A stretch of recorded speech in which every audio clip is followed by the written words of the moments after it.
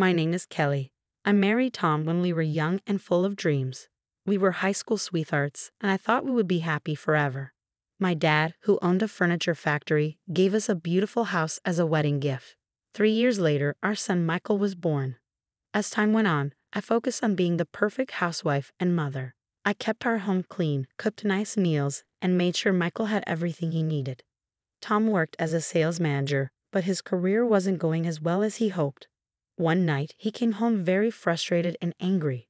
He slammed his fist on the kitchen table and said, "I can't take this anymore. I'm working so hard for barely any money." I tried to stay calm and asked him what he wanted me to do. Tom's face lit up as he said, "Your dad could give me a job at his factory. You should talk to him." I was unsure because I didn't want to use our family connection, but seeing how desperate Tom was, I agreed to talk to my dad.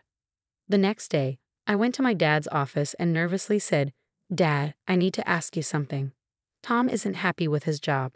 Is there a position for him at the factory?" After a moment, my dad said, "I'll give him a chance, but he'll need to prove himself like everyone else." When I told Tom the news, he was overjoyed. He picked me up and spun me around, saying, "You're amazing, Kelly. This is going to change everything for us." And for a while, it did. Tom started earning more money, and our financial worries lessened. But as one problem faded, another one appeared. My relationship with Tom's mother, Helen. Helen was very protective of Tom and didn't like me. She would drop by unannounced, criticize how I kept the house, and demand my attention. One afternoon, while I was cooking dinner, Helen burst in and said, "Kelly, I need you to take me shopping right now." I was frustrated and replied, "Helen, I'm in the middle of cooking. Can it wait until tomorrow?" She glared at me and said, "Are you saying my needs aren't important, considering everything I've done for this family?" I held back my anger, knowing it would only make things worse. "Of course not," I said. "Just give me a few minutes to finish up here." As I drove Helen to the mall, she complained about my driving, my cooking, and pretty much everything else. I couldn't help but wonder how my life had turned out this way. I was capable and smart, but here I was trying to please everyone else while my own dreams were forgotten. One frustrating afternoon, Helen came into our house unannounced, as usual. "Kelly," she called, her voice grating on my nerves. "I'm hungry. Make me something to eat." I bit my tongue and left the laundry to go to the kitchen. As I cooked, Helen sat at the table, criticizing everything I did. "You're using too much oil," she said, "and cut those vegetables smaller. Can't you cook properly?" When I finally set the meal in front of her, I hoped she would eat quickly and leave. But to my surprise, she packed up all the food and said, "I'll be taking this with me. I have bridge club tonight, and this will be good for snacks." I stared at her shocked. "Helen, that was supposed to be our dinner." She shrugged and said, "You can always make more. It's not like you have anything better to do." After she left, I sat down, feeling defeated. I glanced at the clock and realized I had less than an hour to make another meal before Tom came home. When Tom arrived, he found me frantically cooking. "What's going on?" he asked, loosening his tie. "Why isn't dinner ready?" I told him what had happened with his mother, hoping he'd understand. Instead, Tom's face darkened. "Mom was here, and you didn't make her feel welcome," he said angrily. "Kelly, you know how important family is to me. You should have been more accommodating." "Accommodating?" I repeated, stunned. "Tom, she took our dinner and treats me like a servant." Tom shook his head, annoyed. "You're exaggerating. Mom just wants to feel loved and appreciated. Is that too much to ask?" As we ate the rushed meal in silence, I felt a growing distance between us. Tom, who used to be my high school sweetheart and closest friend, now felt like a stranger. One evening, Tom came home from work in a bad mood. His face was red with anger as he slammed the front door. "Kelly," Tom yelled, "your father is a tyrant. He humiliates people and uses them like pawns in his little game." I was shocked. My father had always been fair and kind. What happened? I asked carefully. Tom's eyes were blazing with anger. "I stood up for an employee today because your father was treating him unfairly. And you know what your precious daddy did? He fired me on the spot." This didn't sound like my father at all. "There must be a mistake," I said. "Let me talk to Dad and hear his side of the story." "No," Tom shouted, making me flinch. "You will not talk to your father or your mother. They no longer exist for us. Do you understand?" Trembling, I nodded, too shocked and scared to argue. In the days that followed, Tom found another job and started earning well again. But the incident had changed something deep in our relationship. The warmth and love I once felt for him were replaced by fear and resentment. As the years went by and our son Michael grew up, he often asked about his grandparents, but Tom would shut down any conversation about them. "You have one grandmother," he would say firmly. "My mother. That's all you need to know." As Michael prepared to leave for college in another city, I felt a mix of pride and sadness. My baby was growing up, and I couldn't shake the feeling that I was losing the only ally I had in the house. Over the next few years, my life fell into a dull routine. I catered to Tom's every wish and endured Helen's constant criticism. Without Michael around, their treatment of me became even harsher. One afternoon, as I was scrubbing the kitchen floor with Helen watching me closely, the phone rang. I reached for it, but Helen grabbed it and said, "I'll answer it. You focus on cleaning that floor. I can still see spots." I gritted my teeth and went back to cleaning. But I couldn't help but overhear Helen's part of the conversation. "Yes, this is the residence of Kelly." "Who, her father?" "I'm sorry, but Kelly isn't available. Please don't call again." My head snapped up. "Wait." I called out, but Helen had already hung up. "That was your father," she said coldly. "I told him not to call you again. You should thank me for protecting this family from those toxic people." I felt a rush of anger and frustration. "You had no right to do that," I said, my voice shaking. "He's my father. I should have been allowed to speak to him." Helen's eyes narrowed. "You ungrateful little." Just then, Tom walked in. "What's going on here?" he demanded. Helen immediately put on a hurt expression. "Oh, Tom, your wife is being so disrespectful to me after all I do for this family." Tom turned to me, his face dark with anger. "Is this true, Kelly? Are you disrespecting my mother?" I opened my mouth to explain, but no words came out. I realized with a sinking feeling that it didn't matter what I said, Tom would always side with Helen. A year had passed since that phone call from my father. Life continued in its stifling routine, with Tom and Helen's control over me growing tighter every day. Then, on a crisp autumn morning, everything changed. The phone rang while I was preparing breakfast. Tom was in the shower, and Helen hadn't yet arrived for her daily inspection of my housekeeping. For once, I could answer without interference. "Hello?" I said tentatively. "Kelly, is that you?" The voice on the other end was familiar but distant. It was my father's voice. "Kelly, it's your mother. She's very ill. The doctors don't think she has much time left. She needs you. We both do." Just then, I heard the bathroom door open. Tom would be down any minute. "I'll try, Dad. I promise I'll try," I whispered before quickly hanging up. When Tom entered the kitchen, I struggled to keep myself composed. "Who was that on the phone?" he asked suspiciously. I took a deep breath. It was my father. "My mother is very ill. She's dying. I need to go see her." Tom's face hardened. "Absolutely not. We've been through this, Kelly. Your parents don't exist for us anymore." I felt something snap inside me. For the first time in years, I stood up to him. "I'm going with or without your permission. She's my mother, and I won't let her die without saying goodbye." Tom's jaw clenched. "Fine. One day. That's all you get. And then you come back home where you belong." I nodded, unable to speak. One day was better than nothing.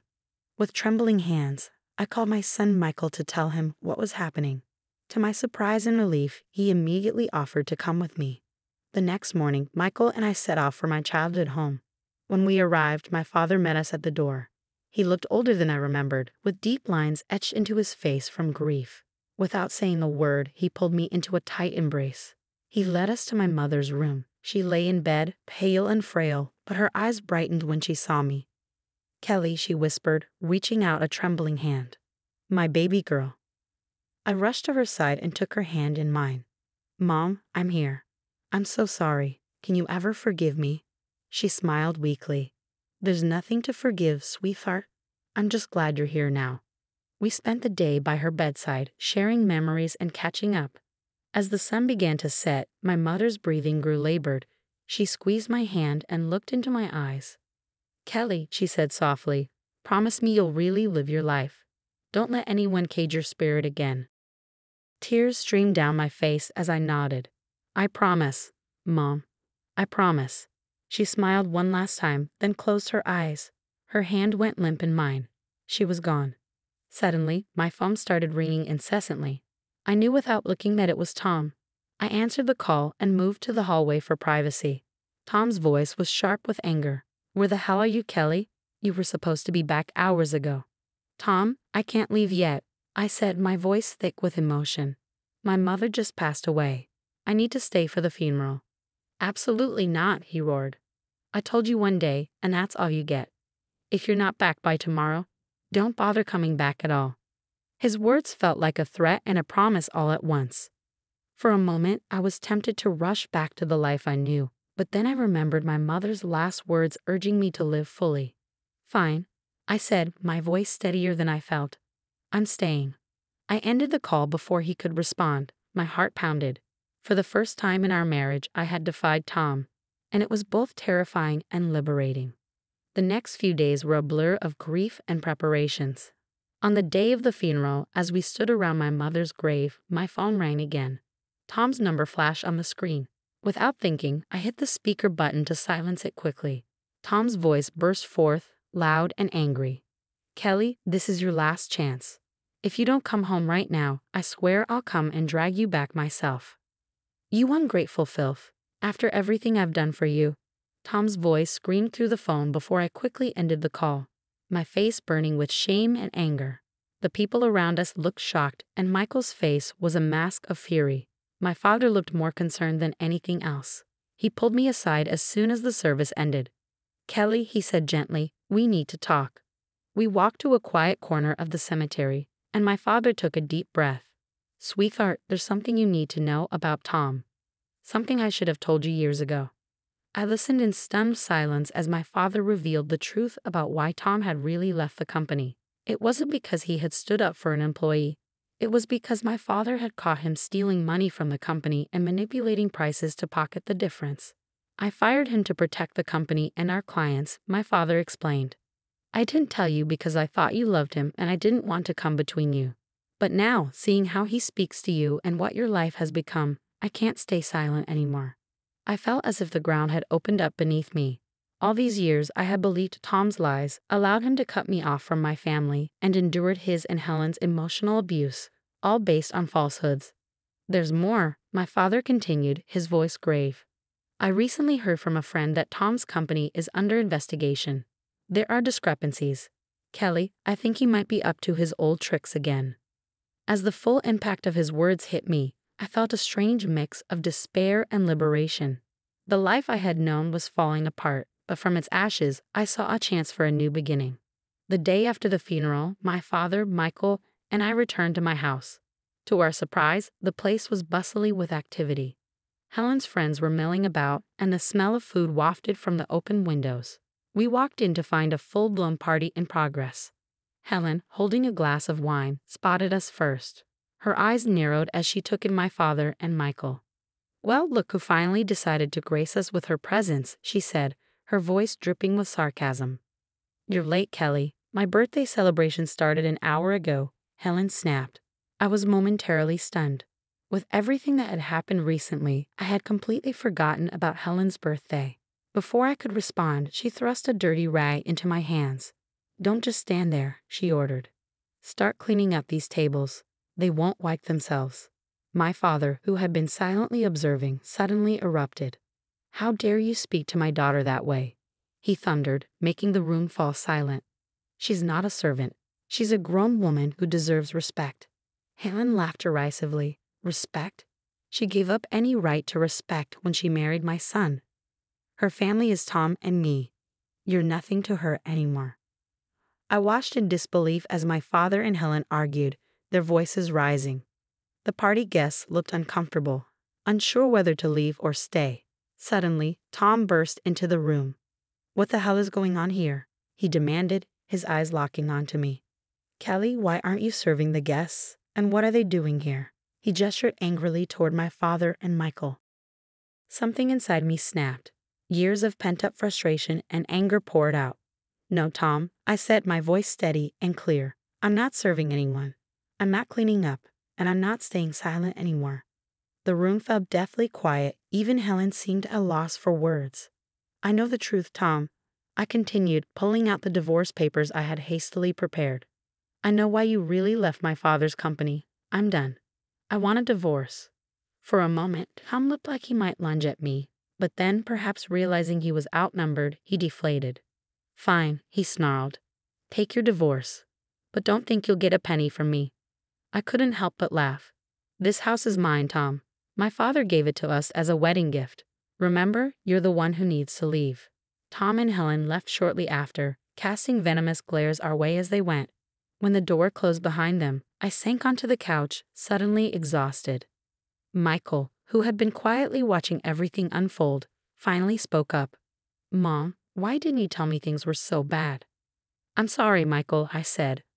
"I thought I was protecting you, but I realize now I was only teaching you the wrong lessons about love and respect." In the weeks that followed, my life changed dramatically.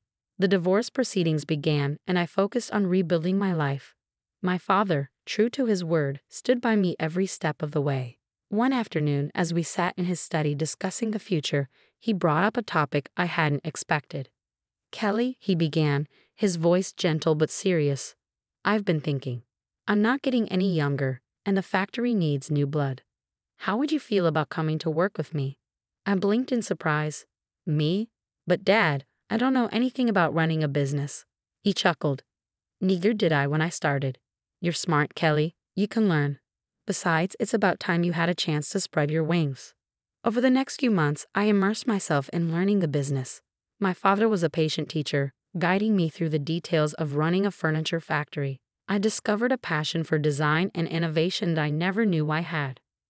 Meanwhile, the divorce dragged on. True to form, Tom fought me every step of the way. He contested the ownership of the house and even tried to turn Michael against me. In the end, justice prevailed.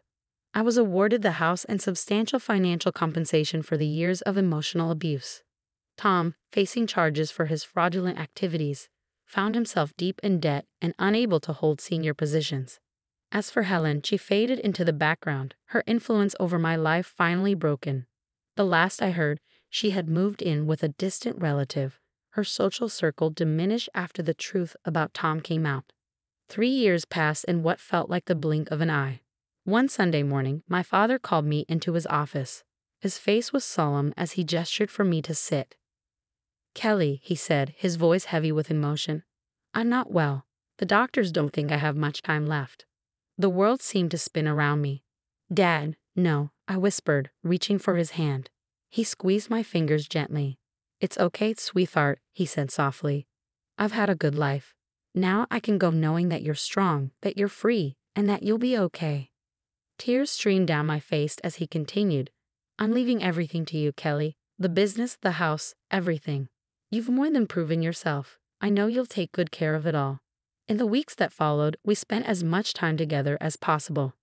My father's condition worsened rapidly, but his spirit remained strong. He passed away peacefully in his sleep, leaving behind a legacy that I was now responsible for. News of my father's passing and my inheritance spread quickly through our small town. I was still adjusting to my new reality when an unexpected visitor arrived at my doorstep. On a crisp autumn afternoon, I heard the doorbell ring. Opening the door, I was shocked to see Tom standing there, holding a bouquet of flowers and looking apologetic. "Kelly," he said, his voice softer than I had heard it in years, "I'm so sorry about your father. May I come in?" Reluctantly, I stepped aside to let him enter. We stood in the foyer, an awkward silence hanging between us. Finally, Tom spoke up. "I've been doing a lot of thinking, Kelly, about us, about our life together. I know I made terrible mistakes, but I've changed. My mother passed away last month. She was always the one who came between us. Now there's nothing stopping us from being happy together again." As I opened my mouth to respond, I heard a car pulling up in the driveway. A moment later, the front door opened, and a tall, distinguished-looking man walked in. "Kelly, darling, I'm home," he called out, then stopped short when he saw Tom. Tom looked between us, confusion and anger dawning on his face. "Who the hell is this?" Tom demanded. The man stepped forward, extending his hand to Tom. "I'm David, Kelly's husband." "And you are?" Tom ignored the outstretched hand, his face contorting with rage. "Husband? What the hell, Kelly? You were married? You traitor." David's expression hardened. He stepped between Tom and me, his voice low and dangerous. I suggest you leave now and never speak to my wife that way again, David said firmly. Tom lunged forward, but David was quicker. He grabbed Tom by the arm and guided him to the door. This is your only warning, David said calmly. Stay away from Kelly. If you ever come near her or insult her again, you'll regret it.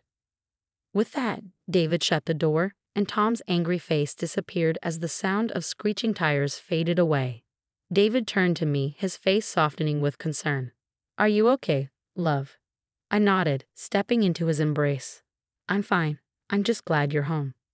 Looking up at him with a smile, I added, and I'm glad you waited for me after all these years.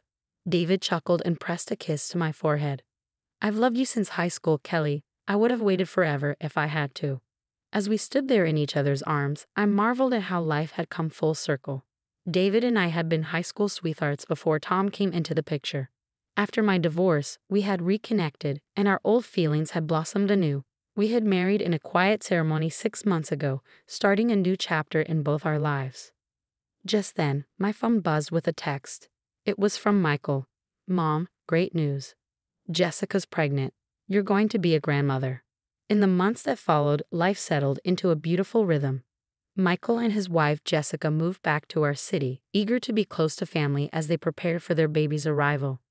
They joined us at the factory, bringing fresh ideas and energy to the business.